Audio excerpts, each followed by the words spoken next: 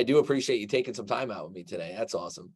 Oh, no problem. Sorry, I was a little delayed. I had a basketball awards ceremony for my son's team last night, and Nice. come to find out that it was for every sport and every team, not just his. They had to recognize 3 different levels of sports in 3 different sports. So um, Nice. I'm glad to be here and excited to talk. Yeah, man. Awesome. That's great. Yeah, I know it. I got 5 kids myself, so Man, it's like Royal Rumble all the time at my house. that's awesome. We have a campus pastor here um, in town. He's a really good friend of mine who moved up here to help us with the church, and they just had their 5th daughter, so they have 5 girls. 5 girls. Yeah, Got to add that guy to our prayer list over here. I'm telling you, I was like, man, if you need to have a one-on-one meeting with me so that I can explain to you the process of how this works, just let me know. I'm sure you guys could have your own podcast together, and might not be able to have your own podcast because there'd be so many kids running around that you wouldn't be able to finish the recording. I think that'd be the unique part. We'll both have our kids just running around in the background throwing their comments in. Basketball teams, each of you have enough to put 5 people on the court. Absolutely. That's so cool. Yeah, man. I love it. Love it. Yeah. So it's funny. We never met in person. I do follow you online though. Watch all the great things that you're doing. So we're going to become best friends right now. Love and that. introduce you to our audience and get some, we got to get the important questions out of the way. So first thing is favorite food. Yeah.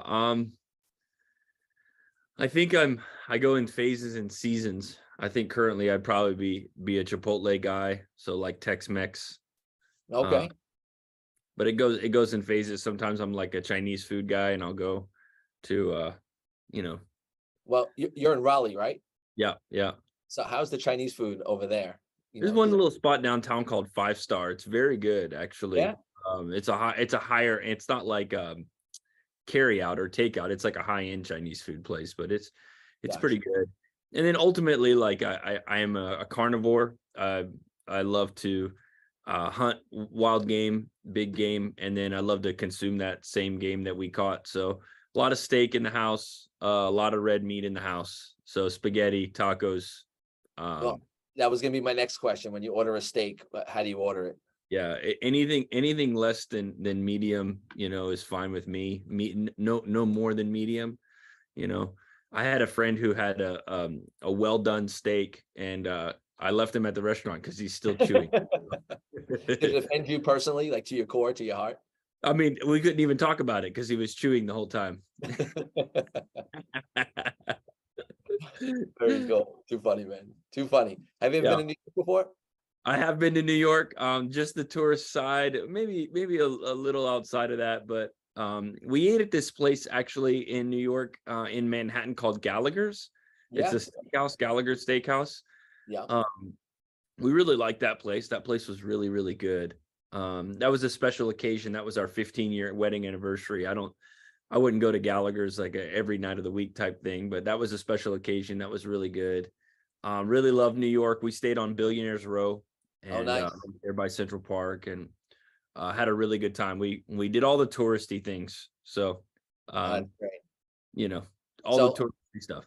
So Long Island is a little different than the city aspect of it, because Long Island, you have like the majority, it's so vast. Like you could be driving, let's just say an hour. You're going to hit farm, you're going to hit mountains, and then you're 20 minutes away from city. You go north, you're at the beach, south, you're at the beach within 15, 20 minutes. So you kind of got the best of all the worlds all mixed up in one. Yeah. We didn't get to anywhere like that. We were just strictly doing Christmas and New Year's, New York City stuff, all the stuff that we left New Year's Eve, actually. So we got out before it got crazy. Smart man. We stayed Christmas through New Year's Eve, and we did all your standard, typical, like, right, what you guys make fun of people for doing. we did all that, listen, you got to do it at least. Broadway. Yeah, we saw some Broadway shows. We saw the Rockefeller Center tree, ice skating, all the things that you see in the movies, Macy's, we did all that. It was a good time. We had a really, really great time. I hope you enjoyed yourself in the Big Apple over there. Yeah, we liked it. Great, man. Awesome. So I guess I want to start off with our jumping point here about a little bit about your history, your past. Were you always raised a Christian? So a lot of our audience is, I would say 50-50 Christian, non-Christian. And then where we get pumped out into different secular locations, it's mostly non-Christian. So I always like our guests to introduce, because a lot of my guests too are not Christian as well. And we get their perspectives on God and faith and different obstacles they have in believing and different things like that. And it's really curious to see where people are coming from. So tell me a little about, did you grow up Christian, a Christian home, Christian family? Yeah, I was a Christian 9 months before I was born. So I've been a Christian for a really long time. All I don't right. know. I don't know any other life. I mean, I would do cannonballs in the baptismal tank, on baptism Sunday when they had the big pool filled up with water. I just Right. start swimming in it. That was just, I just thought that was normal. Right. I'm so Christian, on communion Sundays, I would just eat the leftover bread of Jesus. And so I was full of Jesus. Thank God it was just juice and not real wine where we were from, because if it would have been real wine, I would have been an intoxicated 8-year-old.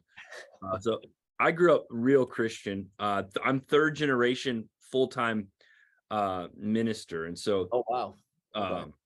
what it means to be third generation full-time minister means that, like, my grandfather is still in full-time ministry. He spent 50 years in Africa. My parents are in full-time ministry. They spent 30 years in Spain as missionaries. Now they Wow. pastor a church right down the road here with us. And so I've been doing this. We started this church 10 years ago, but before that, I was in youth ministry for 5 years before that. So I've been doing this for 15 years as well. So we're all three still full-time ministry. And so some might say it's the family business, but the way that we look at it is, although I grew up in church and I grew up around church, there's a point where I had to make the decision for myself. I don't have to follow Jesus by myself, but I did have to make the decision for myself. And, you can't, there are no grandchildren of God. We're all either sons of God or we're not. And so I had to decide that I was not going to hang on to my parents' coattails long term, or just ride the wave of my grandfather's legacy or my father's legacy. But I had a real encounter with Jesus when I was 8 years old. And then another real encounter with Jesus again when I was 12 years old, where he called me into the ministry full time. And so as much as I've been around it my whole life, and as much as I grew up around it, there is an evidence that the Lord spoke to me specifically. And so I think that that's important to realize, is that I don't just get into this because that's what my dad did and it's what my grandpa did, but I really do feel called and passionate.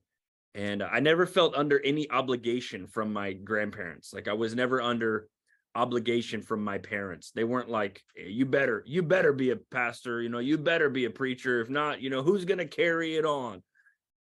It was a calling. We use the word calling in our circle. It was a real clear evidence that God was stirring something in my heart, even at a young age. And so I ran from the call a little bit. I didn't get super rebellious like some people do, but I did.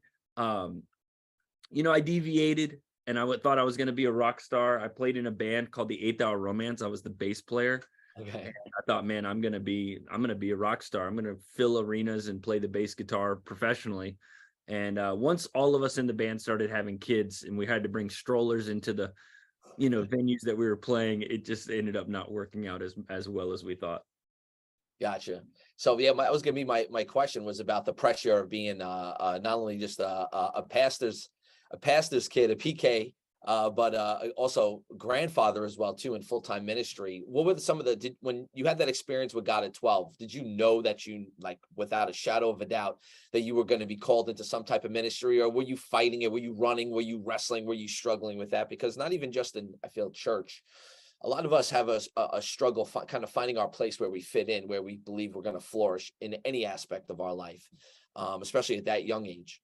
Yeah, I didn't know what it would look like. I never saw like this church plant that I now lead that, God has really blessed us over the past 10 years. I didn't see any of that.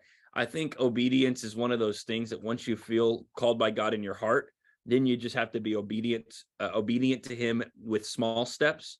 And so, like, I think about there's a biblical account of the shepherd boy David, and he's a young shepherd boy, and he gets called out in front of all of his brothers. If you don't know the story, this prophet comes to town. All of his brothers are there, and they pour oil on the one who's going to be king. They pour oil on his head as a sign of like marking them for the next king. Well, the story goes, David, he doesn't even get invited to the party. You know, he gets bypassed by all of his brothers. But the prophet that came to town says, none of these are it. These are not going to be the king. Where's the one? And it was like, his dad didn't even invite him. He's like, well, I got one more guy, but he's out in the field, you know. And sure enough, David gets oil poured on his head. He's the king, but he had to go back to the fields to be a shepherd. And so the way I see calling and the way that I see identity in Jesus is like, sometimes you'll have this dream or desire of oil running down your beard, but you have to go back to the same job that, you know, you don't really like, or the same cubicle where your boss is a jerk, but you got royalty rolling down your head and it's on your beard. It's like, you know that you're destined for more, but there are seasons of extreme obedience where what's on your head can't go to your head because it doesn't yet line up with what God's timing is. And so I think that that's probably what I went through at 12 or 14, is just like knowing that there was a call, but I had to finish high school. Right, you know, right. Knowing that there's a call, I still gotta have birthday parties, and I can't just go lock myself up in a prayer closet at 12 years old and wait for the glory to come and I'll go into my public ministry.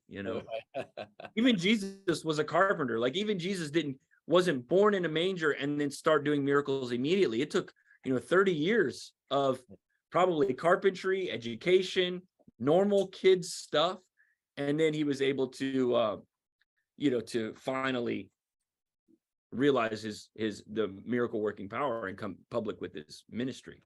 No, it's great points. Really, really awesome points. What about relatability issues with people your age growing up, and even now reaching all different types of people? I don't know what the demographic is of your local town or your impact. I know you got multiple campuses in different locations and stuff.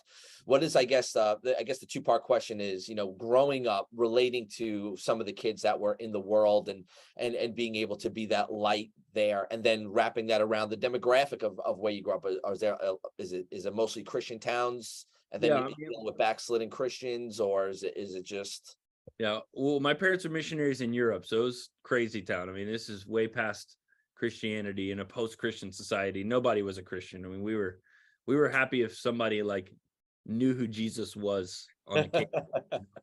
So probably a little bit like some of the parts of the Northeast or some of the parts of our country where it's so steeped in tradition that it's no longer relational. It's just religion, and it's kind of forgotten, and it's so traditional that a lot of Catholics in Spain. So where I grew up was heavily Catholic. It's heavily traditional, very non-committal, non-relational with the Lord. They wouldn't know what salvation through faith alone, by grace. They wouldn't know anything like that. They would just know that that's where they go on Christmas and Easter. Right. So my family probably did stick out a lot. My parents were extremely conservative. I mean, I wasn't allowed to do anything. I mean, I couldn't do anything. When I say I couldn't do anything, I wasn't allowed to do anything. I think the only show we could watch was Andy Griffith, which, if you don't know what Andy Griffith is, it's like a black and white television show in the early days.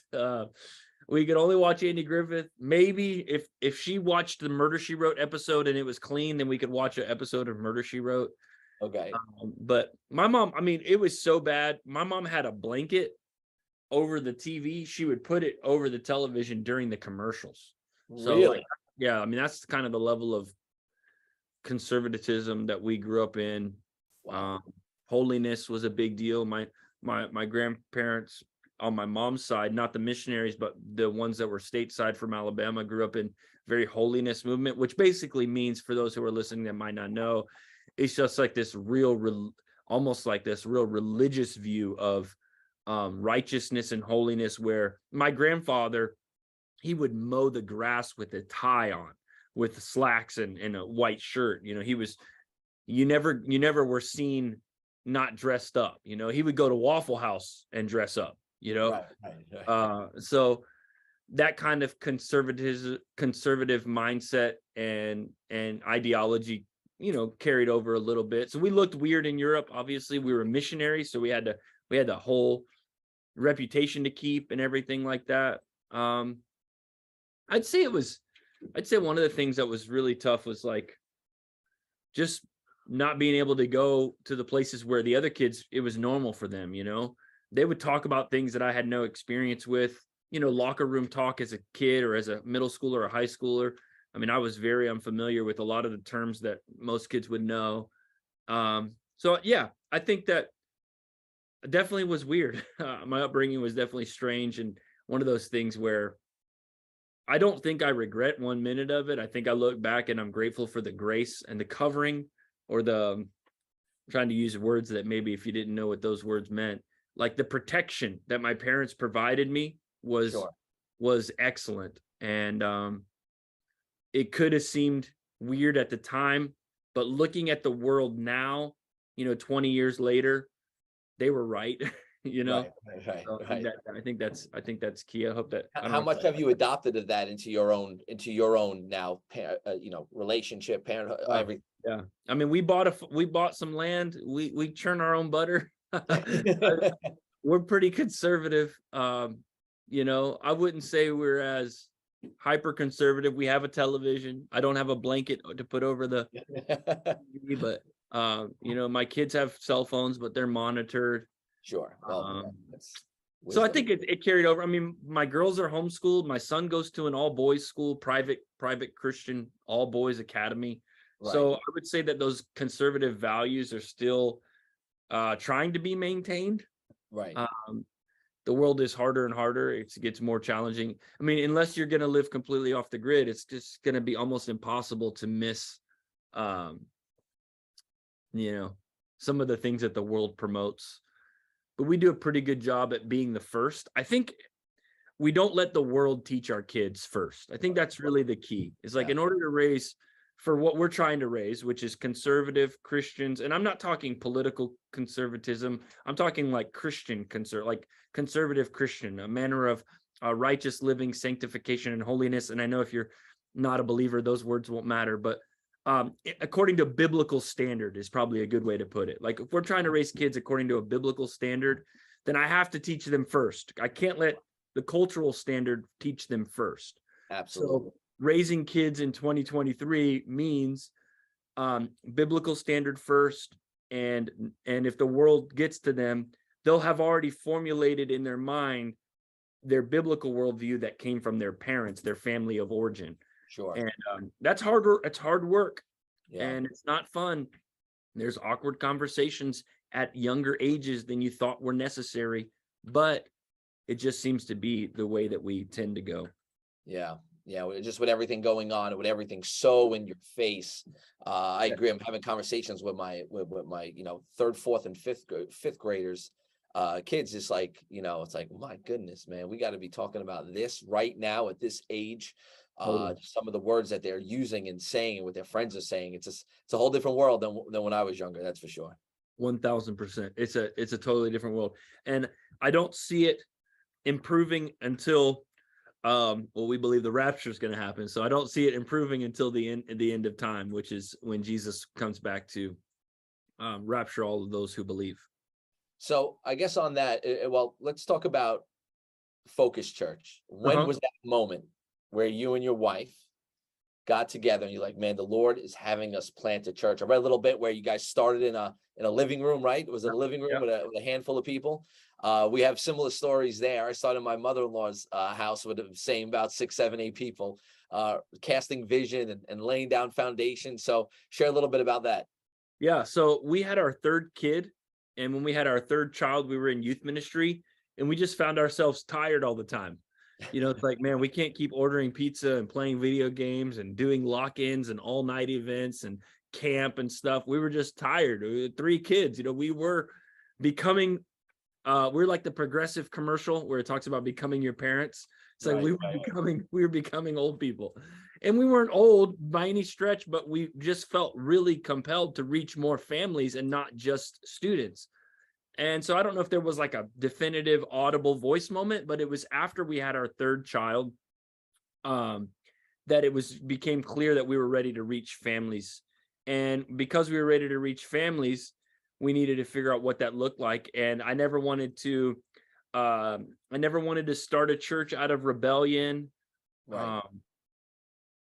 I never wanted to start a church as the angry youth pastor and just go right down the road and take a couple of families. And, anything that's birthed out of rebellion just never seems to be blessed. And so Right. we decided that we would end well at the church that we were youth pastors at, and that we would pack everything that we owned and we would move, 600, 700 miles away to North Carolina, to a place that we had never met a single soul. We had never been before. We only visited one time. We found one lady who wouldn't do a credit check in order to rent us our townhome. And so we had really, we had no money. And so we needed someone that would really trust us. And we got into that townhome and we started gathering in our living room. About 7 people showed up the first Sunday. And, 10 years later, we're one church in 3 locations, seeing over 1,000 people worship with us every single weekend.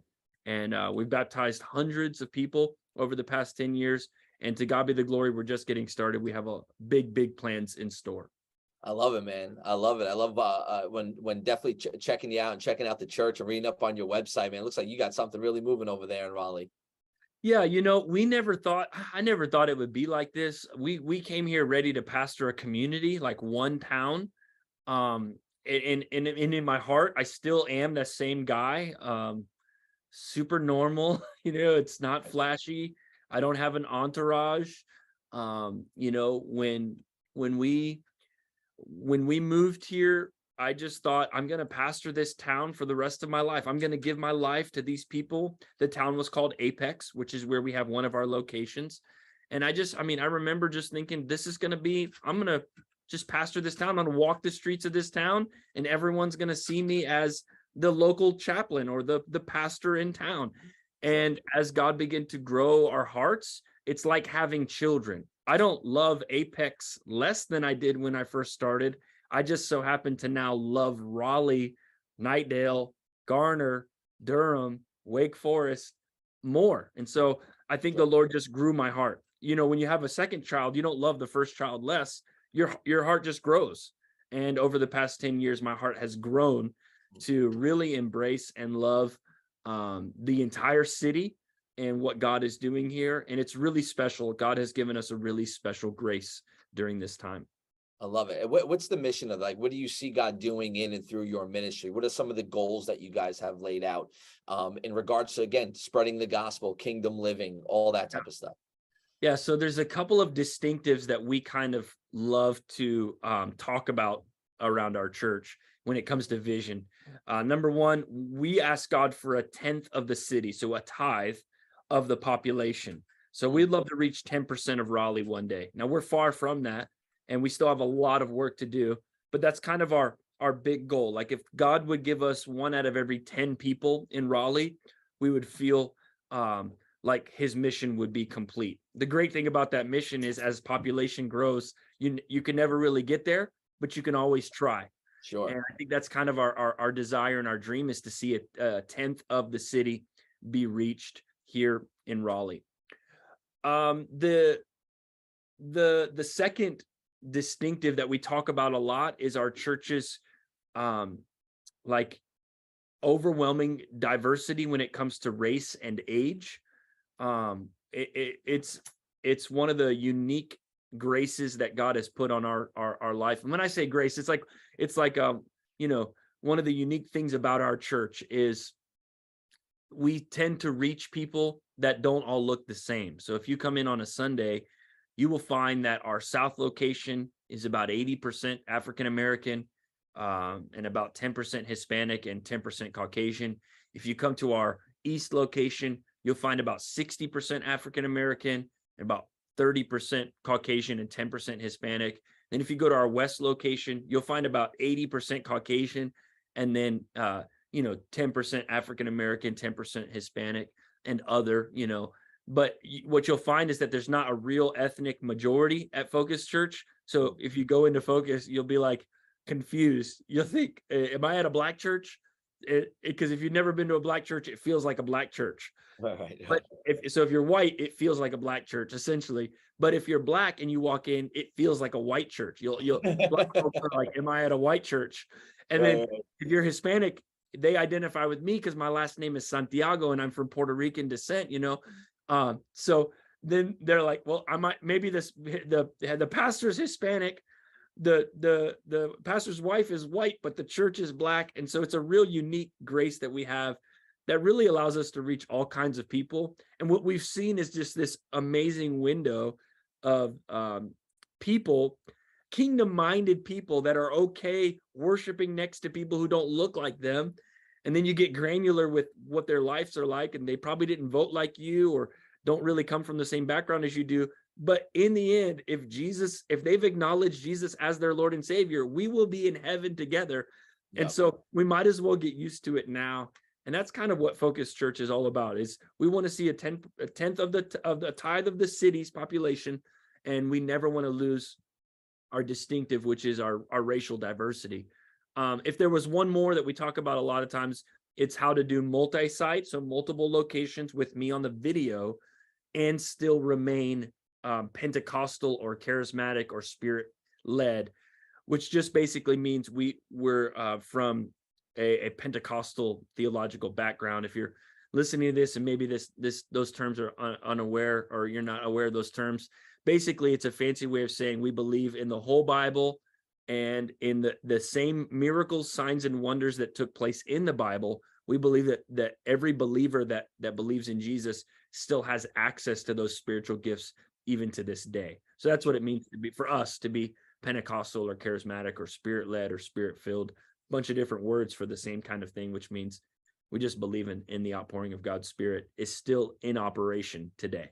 Right. I love that. And I love even the focus on diversity. And I think sometimes people don't understand how difficult that could be, just because we naturally kind of move to people that look like us, talk like us, think like us, have similar backgrounds to us. But truth be told, this is what heaven's going to look like, right? Heaven's going to look like people from all different backgrounds, colors, languages, different expressions of worship, right? Right. Some Totally. people worship certain ways. They like the different it's really amazing. So it is effort to gather all under that one name of Jesus. But I really do believe when you do that, it's just so powerful to see God manifesting in that. And I'm sure you've seen similar things where, you have people that don't even speak the same language and they're praying over each other and the tears are leaping. They're having this experience with God.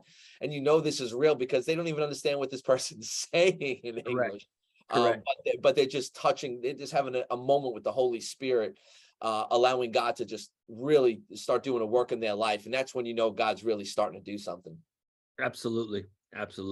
And then peeling over to really the focus of what I wanted to have you on today, Pastor Mike, is what we've recently been experiencing in Asbury. And it's something that my heart yearns for, even though, you hear these word revivals thrown around all the time. People have different kind of, I guess, images of what revival is in their brain and what it looks like. And I guess to break it down to its core function of confession and repentance. And then watching God move and manifest in and through that. I just feel like we're ripe for a real big move of God to take place. And we think that, we need a Christian president and Christian politicians and Christian businessmen and Christian this and Christian that to see God move or have God's will be done. But really, if you just look throughout history, truth be told, it's the exact opposite.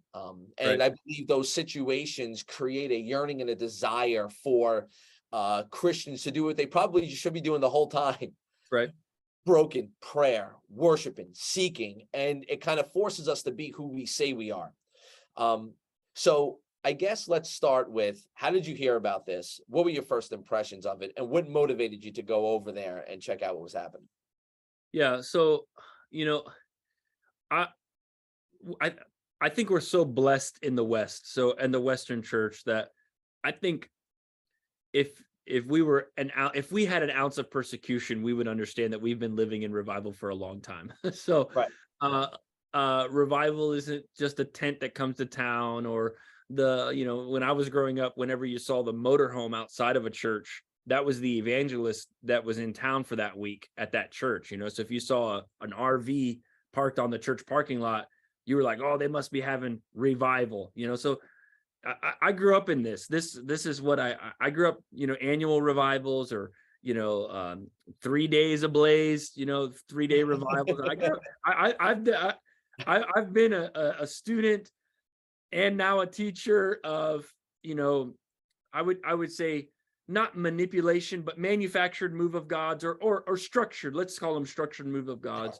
And I would just say that here in America, we're so free. We are so free to worship. Even now, even though it seems bad, we're still so free to worship that what we deem as revival, take it or leave it. I think that what Asbury was, although the word revival is probably the easiest way to describe it, there was a huge spirit of renewal, which means it wasn't that God was dead at Asbury or God was dead in America. God's been very much alive. I mean, we planted a church, went from 7 people to 1,000 people in 10 years. And some might not call that revival, but if you're from my seat, you would say we've worked as though we've been meeting every single day as if it was revival, because that's from 7 to 1,000 is revival in our minds. So there was a huge spirit of renewal. And I want to be very clear. When I went to Asbury, I took my 15-year-old daughter on purpose because it was a college student. It is a college student outpouring. It's an extended chapel service. So we need to kind of like, I think, get all the way down to like what took place that started it. And it was a sermon where the guy who preached the sermon felt like he didn't do a good job. There's even text messages to his wife, like this was another blunder or another, mediocre sermon. He has like text message he sent to his friend, a big whiff, like he whiffed the sermon, like he didn't do a good job. Little did he know that this would become that, right? So goes to show you, revival can't be planned. It's definitely not based on the backs of some personality. And I would say that what happened there was a spirit of renewal. So the Bible says to renew a right spirit within me. Create in me a clean heart, O God, and renew a right spirit within me. So it wasn't that something was dead and it was revived. I think something was being cleaned and being renewed. It would be like a restoration. If you took an old car and you renewed that car by cleaning it, polishing it, hammering out all the dents, restoring something. I didn't feel like it was revival. I felt like it was renewal. And so a couple of things we have to remember. It was for college students. So God chose to pour out his spirit on college students, which is massive. Because I think if we all were to audit where a lot of the deviation from our values is going, it's in college age kids. I think we can raise them up in church, in kids ministry and youth ministry, but when they have to decide for themselves, am I going to follow God or not? College tends to be the break. So for God to choose college to be the renewal agent is huge, huge. And I think it's so important. I think the school and the kids at the school had pure motives the whole time. I do not think there was a single ounce, and they protected it. They protected this spirit with immense protection. There was no one over the age of 25 in charge at all. It was all college led. There wasn't some guy in sitting on his big chair on the stage waiting to be called up to preach. As a matter of fact, for the 5 hours that I was there was no preaching. There was a couple of verses that were read. There was one moderator who looked like a college age person. I don't know how old she actually was, but she just kind of gave certain announcements and what was available and what was going to happen the next couple of days. But other than that, pure, uncompromising, unadulterated worship, acoustic guitar, box drum, piano, but all at a very low decibel level. So you could not hear the instruments or the singers that were singing into the microphone very good. Wow. The main thing was the congregation, and the place was packed. I mean, it was standing room only. They tried to keep it to college students up front and close. They really tried their best. By the time I got there, it had gotten almost out of hand. It was like I got there the day that Tucker Carlson ran his segment on it. And Okay. so when it was on Fox News is when it got like, I say out of